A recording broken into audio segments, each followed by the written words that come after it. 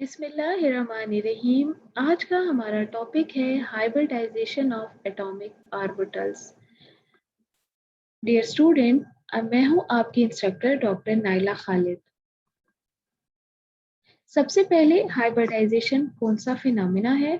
Hybridisation एक ऐसा phenomena है जिसमें एटॉमिक ऑर्बिटल्स, लफ्ज एटॉमिक ऑर्बिटल्स, एक, दो या दो से ज्यादा एटॉमिक ऑर्बिटल्स आपस में मिक्स होते हैं।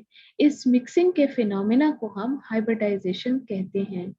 याद रखिए, ये एटॉमिक ऑर्बिटल्स जो कि एक ही शेल यानी वैलेंस शेल से ताल्लुक रखते हैं, यही आपस में हाइब्रिडाइज्ड हो सकते हैं।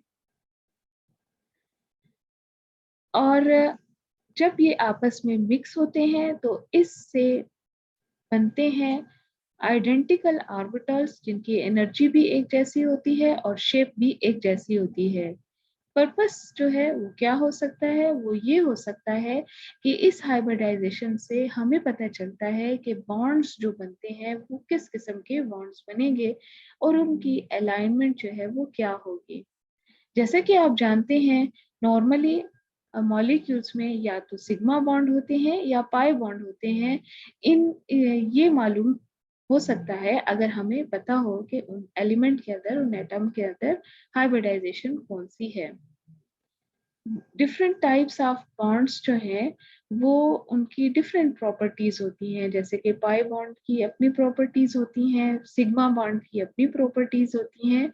हाइब्रिडाइजेशन के बिहाफ पे हम ये मालूम कर सकते हैं मॉलिक्यूल की शेप क्या है, उसके अंदर किस किस्म की बॉन्डिंग जो है वो पॉसिबल है और हो चुकी है।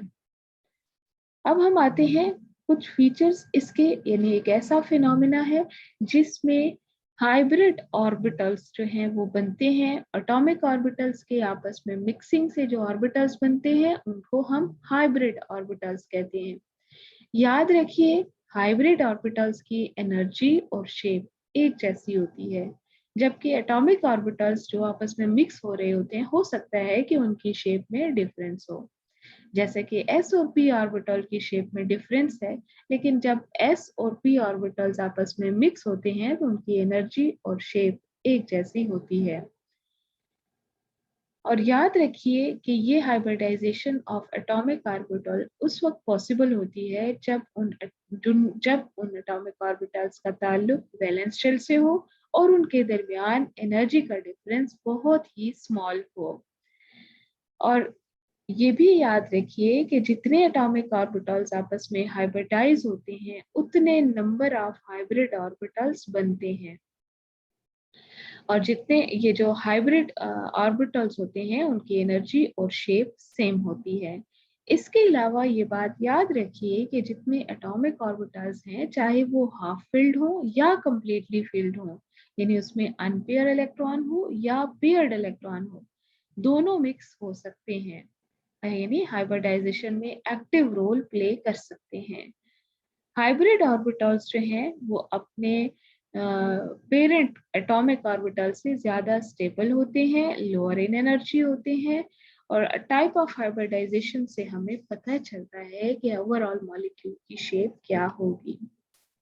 यहाँ पे आपको दिखाई दे रहे हैं टाइप ऑफ हाइब्रिडाइजेशन और उसके साथ शेप ऑफ मॉलिक्यूल। आप देखिए, एस और पी ऑर्बिटल्स जब आपस में मिक्स होते हैं एटॉमिक ऑर्बिटल्स, तो इनसे दो ही मॉलिक्यूलर ऑर्बिटल बने हैं और इनको हाइब्रिड ऑर्बिटल्स कहते हैं, जो कि एक दूसरे के साथ 180 डिग्री पे अलाइंड हैं। और इससे मॉलिक्यूल्स की जो ज्योमेट्री है वो लीनियर होती है। सिमिलरली sp2 हाइब्रिडाइजेशन में तीन मॉलिक्यूलर ऑर्बिटल्स बने हैं, क्योंकि तीन एटॉमिक ऑर्बिटल्स आपस में मिक्स हो रहे हैं, 1s एंड 2p, और इससे शेप जो है वो ट्राइगोनल प्लेनर बनी है। सिमिलरली जो sp3 हाइब्रिडाइजेशन, जिसमें एक s और तीन p ऑर्बिटल्स, एटॉमिक ऑर्बिटल्स आपस में मिक्स हो रहे हैं और इससे चार हाइब्रिड ऑर्बिटल्स बन रहे हैं, जिनकी एनर्जी और शेप दोनों सेम होती हैं। ये sp3 हाइब्रिडाइज्ड ऑर्बिटल्स एक दूसरे से 109.5 डिग्री पे अलाइंड होते हैं और ओवरऑल शेप ऑफ मॉलिक्यूल जो है वो टेट्राहेड्रल इन नेचर है। इन तीन हाइब्रिडाइजेशन के अलावा कुछ और हाइब्रिडाइजेशन जैसे कि sp3d ऑर्बिटल्स की मिक्सिंग, और इनसे इस तरह 1 2 3 4 एंड 5 सेट ऑफ मॉलिक्यूलर या हाइब्रिड ऑर्बिटल्स का बनना, जो कि एक दूसरे से इस तरह अलाइंड है कि ट्राइगोनल बाइपिरामिडल शेप बनती है, जबकि ऑक्टाहेड्रल शेप ऑब्जर्व की गई है in case of sp3d2 hybridization. सबसे सिंपल एग्जांपल जो है वो कार्बन की है। कार्बन जिसकी इलेक्ट्रॉनिक कॉन्फ़िगरेशन जो है 1s2 2s2 एंड 2p2 है। चूंकि हाइब्रिडाइजेशन का ताल्लुक वैलेंस शेल से है, तो यहाँ पे मैंने valence shell electronic configuration carbon की लिखी है। आप देख सकते हैं 2s और 2p ऑर्बिटल्स, यानी 3 किस्म के p ऑर्बिटल्स उस वक्त हाइब्रिडाइज होते हैं जब ये इलेक्ट्रॉन यहाँ प्रोमोट होता है या आपस में मिक्स होते हैं, sp3 हाइब्रिडाइजेशन होती है। फिर एक बार फिर हम रिपीट करते हैं कि हाइब्रिडाइजेशन ऑफ ऑर्बिटल्स से हमारे पास हाइब्रिड मॉलिक्यूलर ऑर्बिटल्स बनते हैं। जितने नंबर ऑफ एटॉमिक ऑर्बिटल्स हैं उतने मॉलिक्यूलर हाइब्रिड ऑर्बिटल्स बनते हैं, और type of hybrid orbital determine करता है कि उसमें बॉन्डिंग क्या होगी, शेप ऑफ जो मॉलिक्यूल है वो क्या होगी, और हाइब्रिडाइज्ड ऑर्बिटल्स की एनर्जी भी कम होती है और स्टेबिलिटी भी ज्यादा होती है नॉन हाइब्रिडाइज्ड ऑर्बिटल्स से। इसी तरह इनका ताल्लुक उनकी ओवरऑल मॉलिक्यूलर शेप से भी होता है, जैसे कि इस चार्ट में पहले की तरह दिया हुआ है। जिस कार्बन में sp3 हाइब्रिडाइज्ड होगा वो टेट्राहेड्रल होगा इन शेप, जिसमें ये sp2 होगा वो ट्राइगोनल प्लेनर होगा, जबकि जिसमें sp हाइब्रिडाइज्ड होगा उसमें ये लीनियर होगा। यहाँ पे बात आती है बॉन्ड्स की। दो किस्म के बॉन्ड्स होते हैं, एक हेड ऑन ओवरलैप से, उनको हम सिग्मा बॉन्ड कहते हैं, एक जो पाई बॉन्ड है वो हमेशा साइड वाइज ओवरलैप से बनते हैं। इस बात को एक्सप्लेन करने के लिए यहाँ पे ये डायग्राम आप देख सकते हैं। ये सारे हेड ऑन ओवरलैप हैं, चाहे वो एस एस हो, चाहे पी पी हो, चाहे पी एक्स हो या पी जेड हो, ये हेड ऑन ओवरलैप है जो कि सिग्मा बॉन्ड की फॉर्म में ऑब्जर्व होता है। आप देख सकते हैं sp3 हाइब्रिडाइजेशन CH4 में भी देखी गई है। ये मॉलिक्यूलर ऑर्बिटल डायग्राम है CH4 यानी मीथेन की, जिसमें कार्बन sp3 हाइब्रिडाइज्ड है। ये मॉलिक्यूलर ऑर्बिटल डायग्राम जो है वो अमोनिया की है, जिसमें नाइट्रोजन भी sp3 हाइब्रिडाइज्ड है, लेकिन इसके 3 sp3 hybridised orbital 3 sigma bond बना रहे हैं, जबकि एक sp3 हाइब्रिडाइज्ड ऑर्बिटल में एक पेयर ऑफ इलेक्ट्रॉन मौजूद है, जो कि रिस्पॉन्सिबल है इसके बेस होने की वजह, electron pair donor ammonia.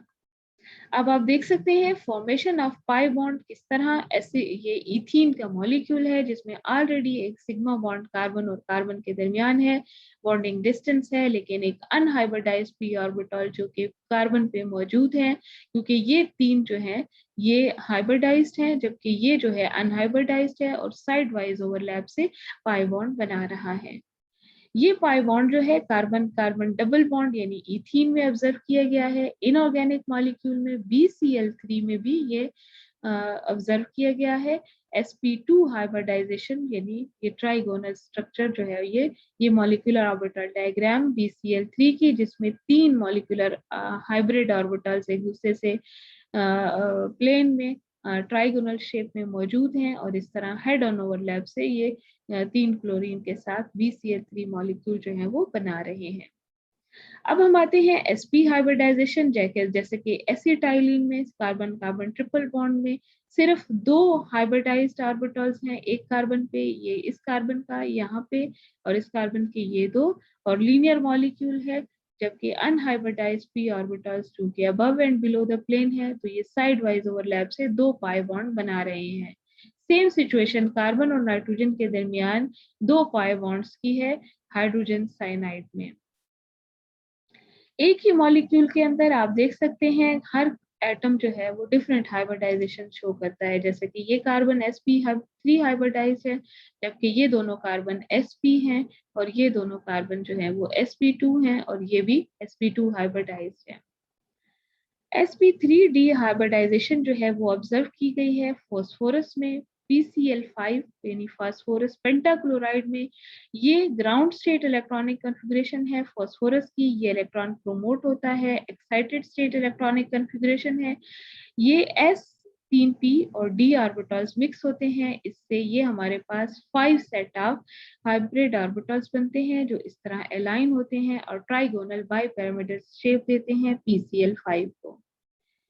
SF6 यानी सल्फर हेक्साफ्लोराइड में sp3d2 हाइब्रिडाइजेशन ऑब्जर्व की गई है। ये सल्फर की ground state, electronic state, excited state और फिर ये हाइब्रिडाइज स्टेट जिसमें फ्लोरीन के साथ उन्होंने मिलके 6 बॉन्ड बनाए हुए हैं और इस तरह ये मॉलिक्यूल जो है वो उसकी ऑक्टाहेड्रल शेप है।